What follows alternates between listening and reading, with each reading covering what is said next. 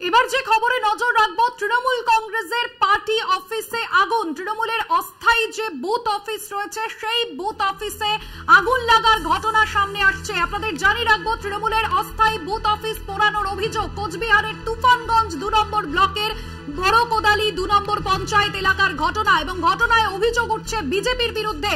Vote গ্রহণের একেবারে শুরুর দিকেই সকাল থেকে অশান্তির ছবি। কোচবিহারের তুফানগঞ্জে 2 নম্বর ব্লকের ঘটনা, বড় কোদালি 2 নম্বর পঞ্চায়েত এলাকার ঘটনা, যে অভিযোগ উঠে আসছে বিজেপির বিরুদ্ধে। তৃণমূলের যে অফিস অর্থাৎ পার্টি অফিস পোড়ানোর অভিযোগ, তৃণমূলের বুথ অফিস, অস্থায়ী বুথ অফিস পোড়ানোর অভিযোগ সামনে আসছে। তৃণমূলের অস্থায়ী বুথ অফিস পুড়ে ছাই। কোচবিহার, যে কোচবিহার বারবার বিভিন্ন নির্বাচনকে কেন্দ্র করে অশান্ত হয়েছে, এবার একেবারে প্রথম দফার যে নির্বাচন সকাল 7টা থেকে শুরু হয়ে গিয়েছে ভোট গ্রহণ প্রক্রিয়া। যে খবর এই মুহূর্তে পাওয়া যাচ্ছে, বিজেপির বিরুদ্ধে অভিযোগ উঠছে কোচবিহার আবারও অশান্তির ছবি। সেখানে তৃণমূলের যে অস্থায়ী বুথ অফিস, সেই বুথ অফিস পোড়ানোর অভিযোগ সামনে আসছে। বিজেপির বিরুদ্ধে এই অভিযোগ সামনে আসছে। বারবার ভোটের আগে দফায় দফায় উত্তপ্ত হয়েছে কোচবিহার। গতকাল রাতেও আমরা কোচবিহারে অশান্ত হতে দেখেছি। এবার তৃণমূলের অস্থায়ী বুথ অফিস পুড়ে ছাই, সেই ছবি আপনাদের সামনে তুলে ধরছি। ভোটের আগে যে অশান্তির ছবি দেখা গিয়েছিল কোচবিহারে, এবং সব থেকে বেশি 112 কোম্পানি কেন্দ্র বাহিনী মোতায়েন রয়েছে।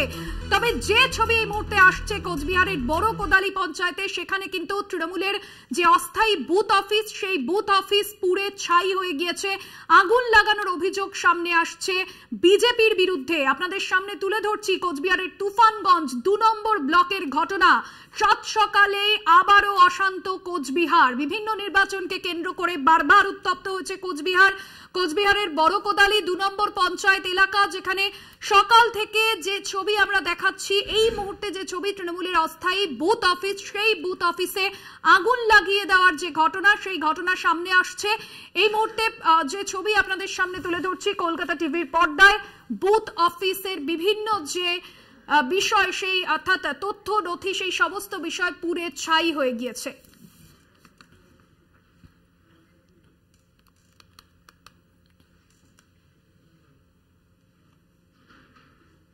পাশাপাশি যে খবরে নজর রাখবো, কোচবিহারের মাথাভাঙায় এক কেন্দ্রীয় বাহিনীর জওয়ানের অস্বাভাবিক মৃত্যু।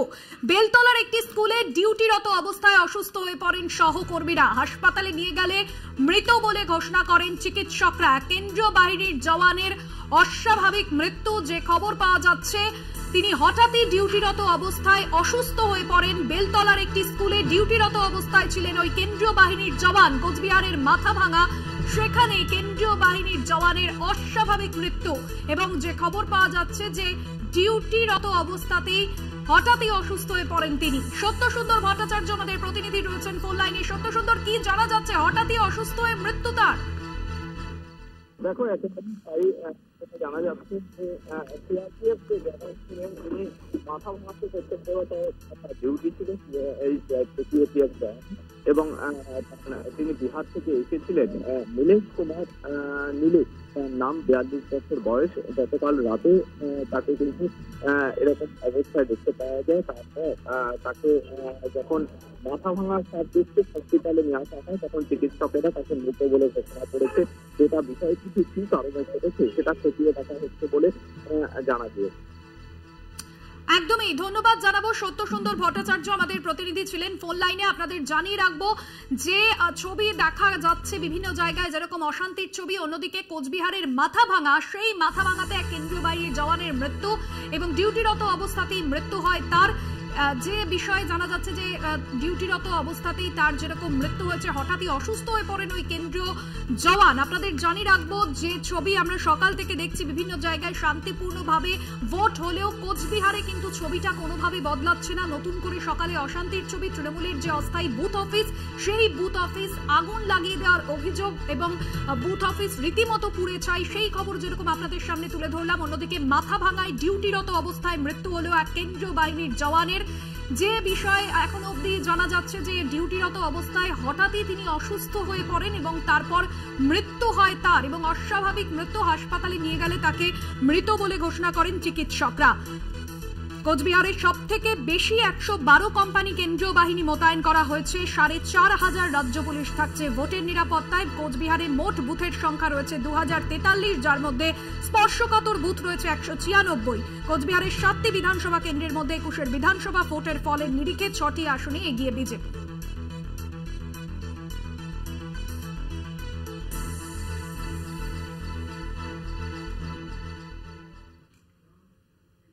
উত্তরবঙ্গের 3 কেন্দ্রের দিকেই আমাদের নজর রয়েছে, তবে কোচবিহারের দিকে সব থেকে বেশি নজর রাখতেই হচ্ছে, কারণ বারবার বিভিন্ন নির্বাচনকে কেন্দ্র করে উত্তপ্ত হয়েছে কোচবিহার। আজ সকালেও যে ছবি আপনাদের সামনে তুলে ধরলাম, উত্তপ্ত কোচবিহার, এবং সেখানে কোচবিহারের যে বড় কোদালি 2 নম্বর পঞ্চায়েত, সেখানে তৃণমূলের যে বুথ অফিস, অস্থায়ী বুথ অফিসে আগুন লাগিয়ে দেওয়ার অভিযোগ। এবং এই অশান্তি মোকাবিলায় কোচবিহারের সব থেকে বেশি কেন্দ্রীয় বাহিনী নির্বাচন কমিশনের তরফে মোতায়েন করা হয়েছে। পরিসংখ্যান বলছে কোচবিহারে 112 কোম্পানি কেন্দ্রীয় বাহিনী রয়েছে এবং 4,500 রাজ্য পুলিশ রয়েছে। কেন্দ্রীয় বাহিনী এবং রাজ্য পুলিশ তারা যৌথভাবে কাজ করছে, তবুও অশান্তি কিন্তু ছিটে ফোটা বদলাচ্ছে না। গতকাল রাতেও দফায় দফায় উত্তপ্ত হয়েছে কোচবিহার। তারই মাঝে আমরা জানি যে নিশীথ প্রামাণিক এবং উদয়ন গুহর যে সংঘাত, সেই সংঘাতও কিন্তু এই নির্বাচনে বড়সড় প্রভাব ফেলেছে। আমরা দেখেছিলাম যে নিশীথ প্রামাণিকের বিরুদ্ধে একাধিক অভিযোগ এনে তৃণমূল কংগ্রেস নির্বাচন কমিশনের দ্বারস্থ হয়েছেন। অন্যদিকে উদয়ন গুহ তিনি কমিশনের নজরদারিতে থাকবেন, এমন বিষয় কিন্তু নির্বাচন কমিশনের তরফে জানানো হয়েছে। এবং তার যে নির্বাচনী কেন্দ্র, অর্থাৎ বিধানসভা যে কেন্দ্র, দিনহাটার বিধায়ক উদয়ন গুহ, তিনি কিন্তু সেখান থেকে বেরোতে পারবেন না এবং তিনি নজরদারিতে থাকবেন, এই বিষয়ে কিন্তু নির্বাচন কমিশনের তরফে জানানো হয়েছিল। অন্যদিকে নিশীথ প্রামাণিকের বিরুদ্ধেও একাধিক অভিযোগ এনে নির্বাচন কমিশনের দ্বারস্থ হয়েছিল তৃণমূল কংগ্রেস। সব মিলিয়ে এই উদয়ন গুহ নিশীথ প্রামাণিকের রাজনৈতিক দ্বন্দ্ব 2024 লোকসভা নির্বাচনে কতটা প্রভাব ফেলে? অনুপম সাহা রয়েছেন আমাদের সঙ্গে, আমাদের প্রতিনিধি সরাসরি। অনুপম, আমরা দেখেছি গতকাল থেকেই বারবার উত্তপ্ত হয়েছে কোচবিহার। আজ সকালেই সেখানে তৃণমূলের বুথ অফিস, সেই বুথ অফিসও পোড়ানোর অভিযোগ। সব মিলিয়ে তুমি এই মুহূর্তে যে বুথে রয়েছো, কি ছবি ধরা পড়ছে? অশান্তি তো চলছে, অশান্তি ছিটে ফোটাও কিন্তু কোচবিহারের যে প্রেক্ষাপট, সেই প্রেক্ষাপট বদলাচ্ছে না। একদমই, দেখো রাজার শহর কোচবিহার, এই কোচবিহারেই কিন্তু মোটের উপরে বলা যায় যে 2-1টি বিক্ষিপ্ত ঘটনা ছাড়া কিন্তু কোচবিহারে মোটের উপরে শান্তিপূর্ণ ভোট হচ্ছে। ইতিমধ্যে কিন্তু আমরা এই মুহূর্তে রয়েছি কোচবিহারের সুনীতি একাডেমি স্কুলে। এখানে কিন্তু কেন্দ্রীয় বাহিনী মোতায়েন করা হয়েছে। সকাল থেকে কিন্তু ভোটের লাইনে ভোটাররা দাঁড়িয়ে ভোট দিচ্ছেন। 2-1টি ইভিএম খারাপ থাকলেও মোটের উপরে কিন্তু কোচবিহার লোকসভা কেন্দ্রে তোমরা দেখতে পাচ্ছ যে এই যে ভোটের লাইনে কিন্তু সবাই দাঁড়িয়েছে, ভোট দিচ্ছে। এই যে আজকে যে ভোট হচ্ছে, কি বলবে? দিতে এসেছি আপাতত এই মুহূর্তে, দেখা যাক কি হচ্ছে। কতটা কি মনে হচ্ছে এখন এই মুহূর্তে? তো নিরাপদই মনে হচ্ছে, ঠিকই আছে। শহরে তো সেভাবে কখনো ঝামেলা দেখিনি আমরা, সেই জন্য। বুঝতেই পারছো যে কেন্দ্রীয় বাহিনী প্রত্যেকটি বুথেই কিন্তু মোতায়েন করা হয়েছে, ওয়েব ক্যাম থাকছে, সিসি ক্যামেরা থাকছে। সেই ক্ষেত্রে বলা যায় যে কোচবিহার লোকসভা কেন্দ্র মোট 60টি বিধানসভা কেন্দ্রে নিয়ে এই লোকসভা কেন্দ্র, এই লোকসভা কেন্দ্রে কিন্তু মোটের উপরে বলা যায় যে শান্তিপূর্ণ ভোট হচ্ছে। কেন্দ্রীয় বাহিনীর জওয়ানরা যেরকম রয়েছেন, তেমনি কিন্তু রাজ্য পুলিশ রয়েছে এই লোকসভা কেন্দ্রের সমস্ত বুথেই রয়েছে। নির্বাচন কমিশনের তরফ থেকে নিশ্চিত নিরাপত্তার ব্যবস্থা করা হয়েছে, যাতে মোটের উপরে শান্তিপূর্ণ এই নির্বাচন হয়। সকাল থেকে কিন্তু মনোরম পরিবেশ রয়েছে এই কোচবিহারে। সকালে সামান্য বৃষ্টি হলেও এখন কিন্তু হালকা রোদ উঠেছে এবং মোটের উপরে বলা যায় যে খোশ মেজাজেই ভোটাররা ভোট দিতে এসছেন এবং প্রতিটি বুথে কিন্তু সকাল থেকেই আমরা দেখছি যে লম্বা লাইন ভোটারদের ভোট দিতে আসার জন্য। একদমই অনুপম, এবং সেই জায়গায় যে অশান্তির ছবি আমরা দেখেছি সকাল থেকে, তবে কেন্দ্রীয় বাহিনীও কিন্তু সেখানে সব থেকে বেশি মোতায়েন করা হয়েছে। সব মিলিয়ে কেন্দ্রীয় বাহিনী, রাজ্য পুলিশ তারা যৌথভাবে কাজ করছে, ঠিক এই জায়গা থেকে কি ছবি?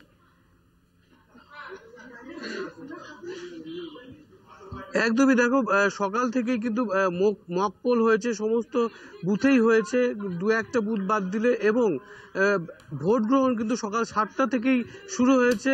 তেমন কিন্তু আমরা বিক্ষিপ্ত কোনো ঘটনার খবর সেইভাবে পাইনি।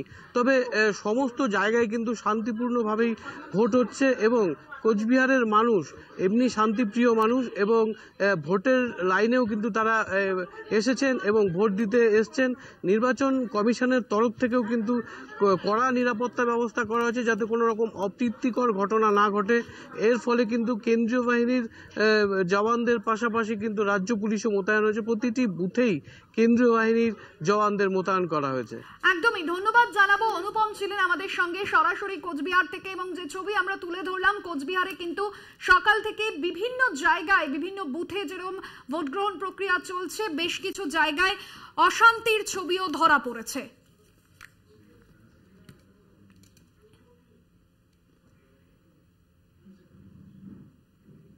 এখন এখানেই শেষ করছি, তবে ভোটের অন্যান্য আপডেটের জন্য অবশ্যই দেখতে থাকুন কলকাতা টিভি রাত দিন 7 দিন।